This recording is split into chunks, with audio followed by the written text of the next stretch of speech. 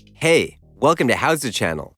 In today's tutorial, we will teach you how to enable compact list mode in Skype. Open Skype app. Go to the left side panel. Click on the three dots at the top right corner. Choose Settings from the list.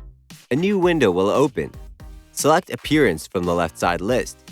Scroll down and look for Sidebar Block. Go to Enable Compact List Mode option. Turn the switch on next to it to enable the option. You will see how the list changes on the left side of the screen. You can make it even smaller if you disable Show User and Conversations icons. Turn the switch off next to the option to disable it. Go to Enable Compact List Mode option. Turn the switch off next to it to disable the option. That's it. Thanks for watching the video. Please like it and let us know if you used any of our tips and tricks. Subscribe to our channel. We upload new tutorials every day. See ya!